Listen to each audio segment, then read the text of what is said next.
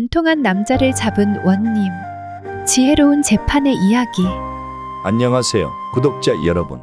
오늘은 옛날 조선 시절에 있었던 아주 묘한 재판 이야기 하나 들려드리려 합니다. 법으로는 도저히 풀 수 없는 사건을 그야말로 사람 마음을 꿰뚫는 지혜로 풀어낸 참으로 현명한 원님 이야기입니다. 우리가 살아오면서 이성보다 마음이 먼저 알아차리는 그런 일들 한두 번씩은 겪어보셨죠. 오늘 이야기엔 바로 그런 심중의 눈이 등장합니다. 들으시면서 이래서 어른이 필요해 하실지도 몰라요. 그럼 찬찬히 들어보시겠어요? 이야기 속으로 들어가 보겠습니다.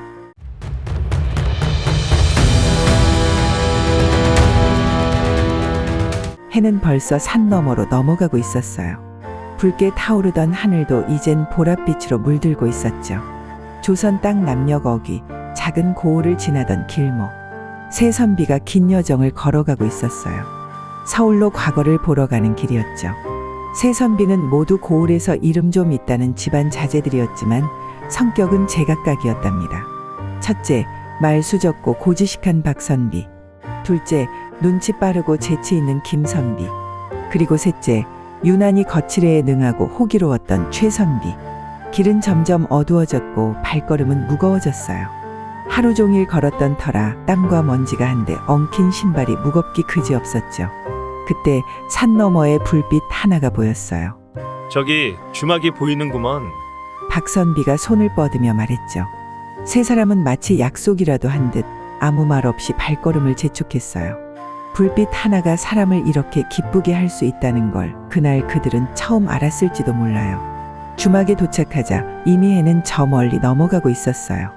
작은 초가집 부엌에서 새어나오는 연기, 익숙한 된장 냄새, 정겨움과 피로가 한꺼번에 밀려오는 순간이었죠. 주막 주인 내외는 장을 보러 읍내에 나간 상태였고 그 집의 어린 딸이 홀로 주막을 보고 있었어요. 고운 옷을 입지도 않았고 얼굴에 화장기 하나 없었는데도 그 처녀는 눈에 띌 만큼 단아하고 맑은 얼굴을 하고 있었어요. 흔히 말하는 보는 이의 마음을 편안하게 해주는 얼굴이었죠. 최선비는 그 처녀가 상을 차리기 위해 왔다 갔다 하는 모습만 봐도 눈을 떼지 못했어요. 김선비는 슬쩍 웃음을 지으며 물을 한 모금 들이켰고 박선비는 괜히 시선을 돌렸어요. 그때 김선비가 조용히 말을 꺼냈죠. 우리 내기 하나 할까요? 이 처녀에게 제일 먼저 말을 걸어 웃게 만든 사람이 서울까지 가는 길밥 모두 책임지기로 하는 겁니다. 장난처럼 던진 말이었지만 최선비는 곧장 받아쳤어요. 좋소. 서울까지의 길 보통 일이 아니니 대신 제대로 웃게 만들어야 하오. 세 사람은 아무렇지 않은 척했지만 다들 마음속엔 미묘한 긴장감이 감돌았죠. 마치 이 작은 내기가 앞으로의 운명을 바꿀 수 있는 것처럼요. 그날 밤 별이 무수히 떠있던 하늘 아래 주막은 조용히 잠들어 있었어요. 불빛은 꺼지고 바람은 잦아들었고 처녀는 자신의 방으로 돌아갔죠. 새선비 역시 각자의 방에 누웠지만 마음은 편히 잠들 수 없었어요. 특히 최선비는요. 그는 홀로 일어나 조심스레 방문을 열고 처녀가 머물던 방 앞으로 향했어요. 창틈으로 새어나오는 촛불 하나 그 빛을 따라 문을 조심히 밀었죠. 하지만 그 안에서 마주한 것은 상상조차 할 수 없는 광경이었어요. 처녀는 이미 숨을 쉬지 않았고 가슴엔 날이 시퍼런 칼이 박혀 있었어요. 그 순간 시간은 멈춘 듯했고 공기의 온도마저 얼어붙었죠. 최선비는 혼란 속에서도 침착하게 칼을 뽑아들고 그 피 묻은 날을 씻었습니다. 그리고 손수건에 정성스레 싸서 품에 넣었죠. 그 어떤 말도 감정도 비명도 없던 순간 오직 두려움과 책임이라는 이름의 무게만이 방 안에 가득했답니다.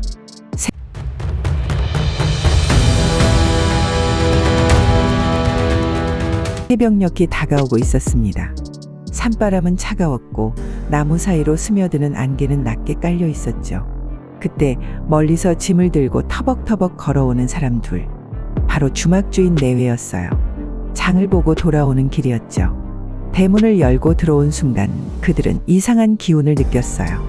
집안 가득 흐르던 따뜻한 온기 대신 싸늘한 침묵과 낯선 냄새가 감돌고 있었으니까요.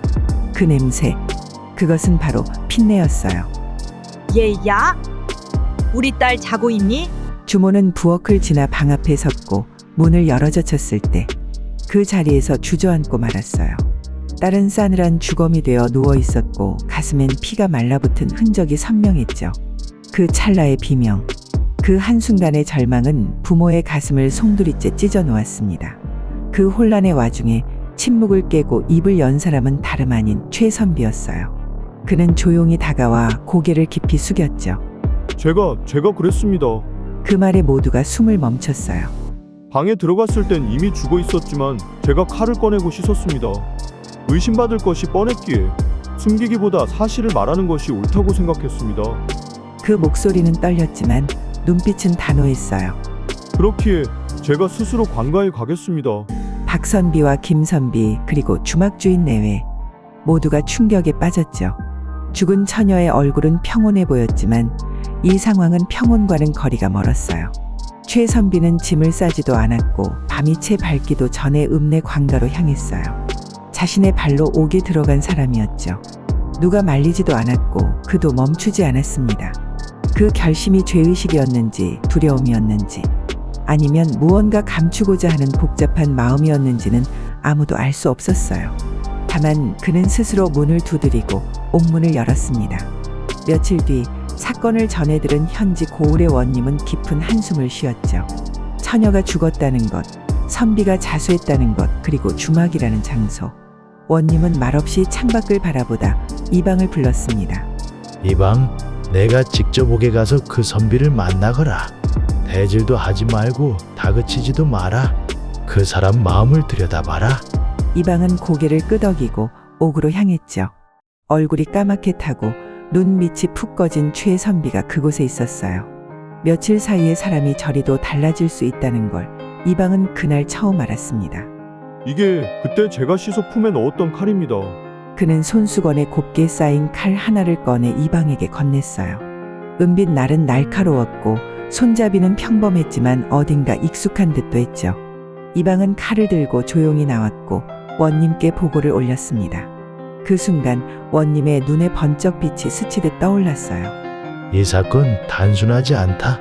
그는 말없이 손을 탁자에 올리고 두드리며 생각에 잠겼습니다.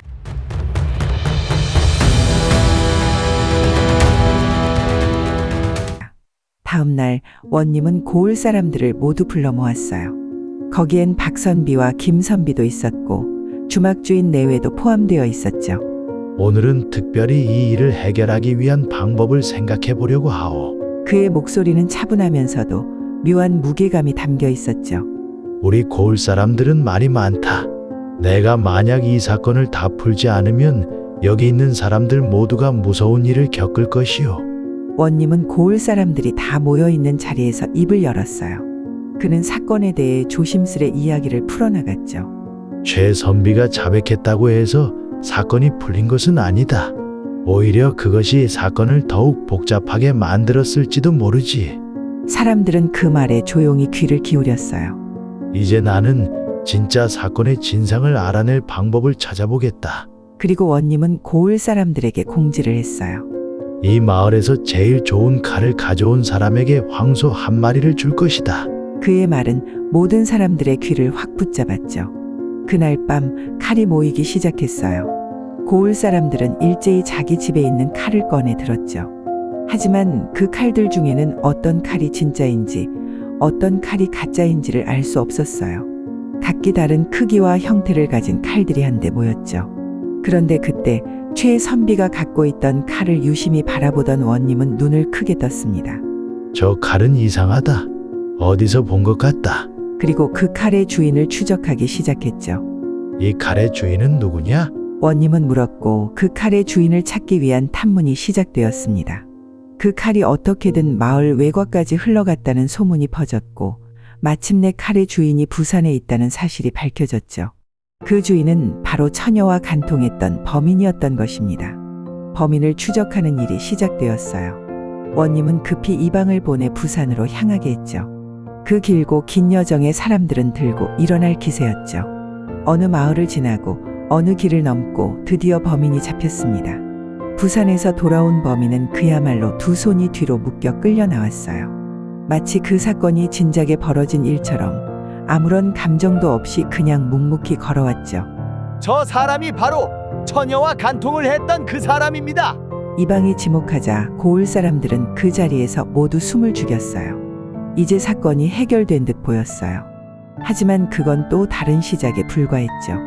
그렇게 범인이 고을에 들어오자 원님은 그를 다시 한번 대면시켰어요. 그 범인은 단 한마디도 하지 않고 오직 고개를 숙일 뿐이었죠. 넌 왜 그런 일을 저질렀느냐? 원님이 차분하게 물었죠. 범인은 떨리는 목소리로 대답했어요.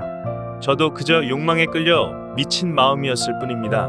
그럼 그 여자의 목숨을 앗아간 이유는? 원님의 질문은 간단하고도 날카로웠어요. 범인은 그저 고개를 떨궜죠.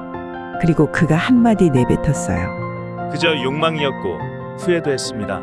원님은 깊은 한숨을 쉬고 범인에게 다시 물었죠. 내가 했던 일은 용서받을 수 없는 일이야. 하지만 너의 진심을 보고 싶다. 내가 진정으로 후회하는 마음이라면 그에 맞는 처벌을 내려주겠다. 그 순간 범인은 무릎을 꿇고 눈물을 흘렸어요. 제발 용서해 주십시오.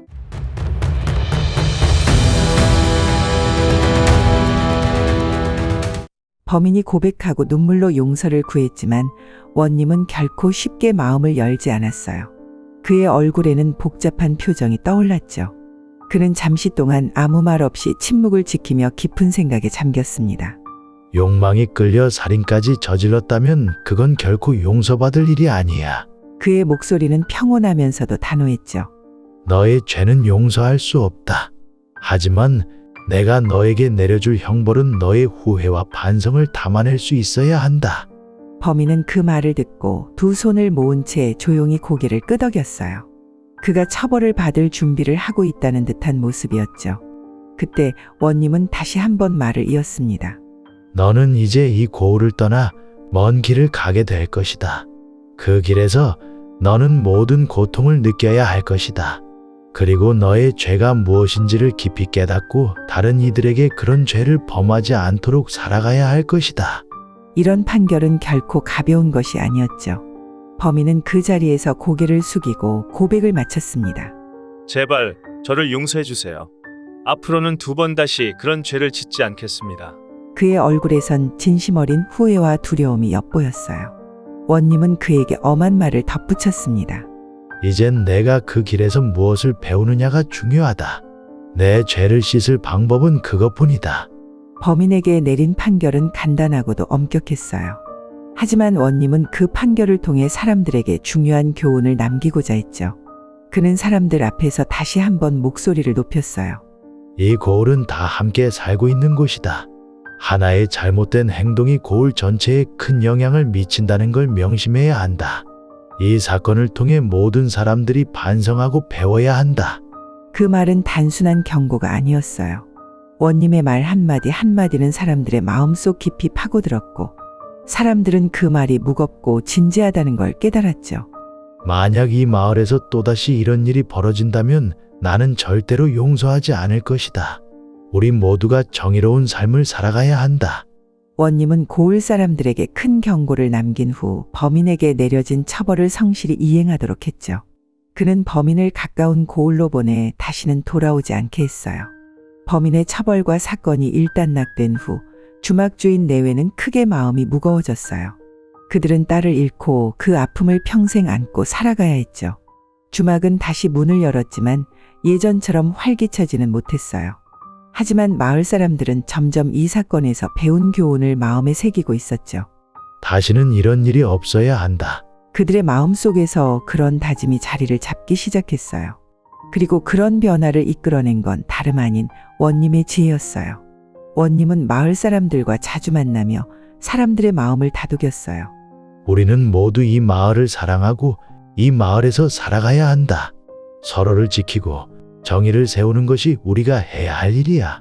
그의 말에는 무게가 있었고 사람들은 그 말을 따르기로 결심했죠. 그리고 어느덧 고을은 평온을 되찾고 사람들의 마음도 한층 더 가까워졌어요. 그 후로 몇 달이 지나 마을은 다시 예전의 평화로운 모습으로 돌아갔어요. 최선비는 고을을 떠났고 주막은 다시 살아났죠. 사람들은 각자의 일에 열중하며 원님의 교훈을 마음에 새기고 살았어요. 그런데 우리가 오늘을 살아가는 것은 단순히 과거를 돌아보는 것만으로는 충분하지 않다. 우리는 매일을 새롭게 살아가야 한다. 원님은 그렇게 사람들에게 새로운 시작을 알렸고 고을은 점점 더 번영해 갔어요. 그의 지혜와 통찰력은 마을 사람들에게 길잡이가 되어주었고 모두가 서로를 돕고 살기 위해 노력했습니다. 그리고 마을 사람들은 깨달았습니다. 진정한 정의와 평화는 외부의 힘이 아니라 사람들 간의 이해와 배려에서 시작된다는 것을 말이에요.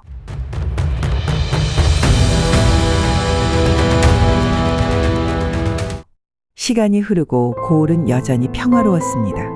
사람들은 어느덧 원님의 지혜를 그대로 따르며 살아갔죠.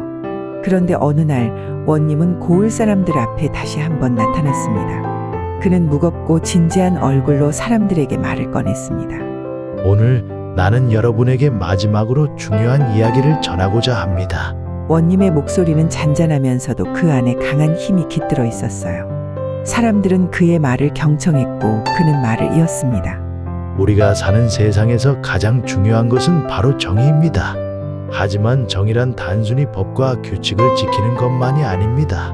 정의는 우리가 서로를 얼마나 이해하고 배려할 수 있는지에 달려 있습니다. 그의 말은 단순한 교훈이 아니었죠.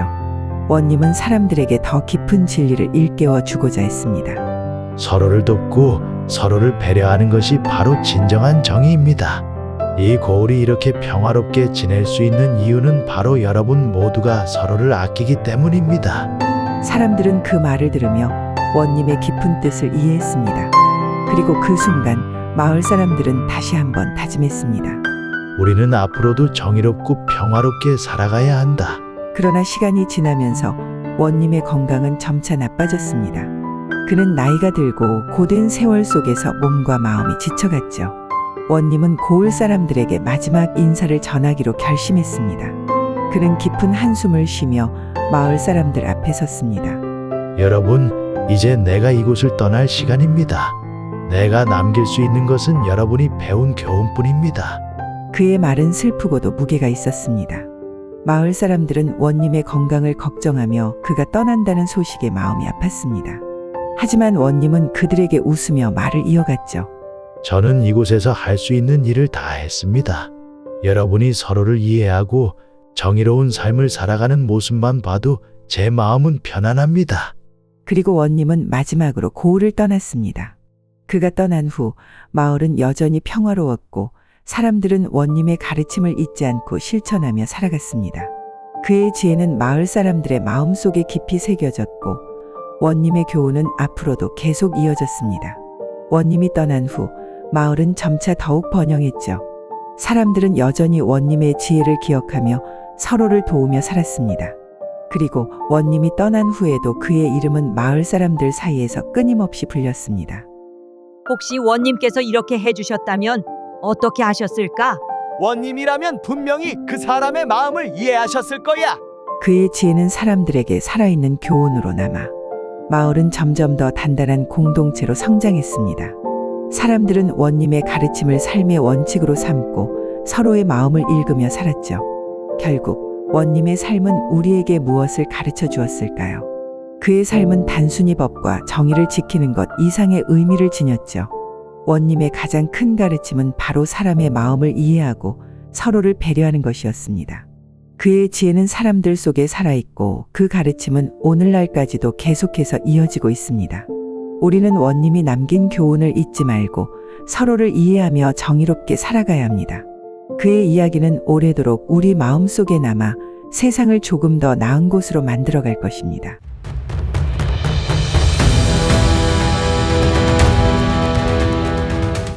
이 이야기는 단지 오래된 전설이 아닙니다.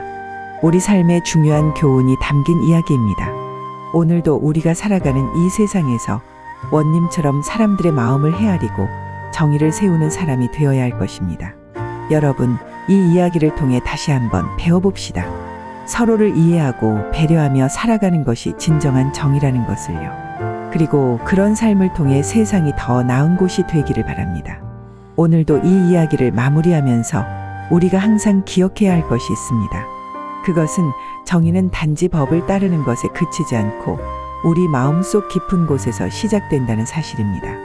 그럼 이 이야기가 여러분에게 작은 깨달음을 주었기를 바라며 오늘도 마음의 평화를 담고 살아가세요. 오늘 이야기 간통한 남자를 잡은 원님 지혜로운 재판의 이야기가 마음에 드셨다면 좋아요와 구독 부탁드립니다. 다음에도 따뜻하고 깊이 있는 우리 전설 이야기로 찾아올게요. 감사합니다.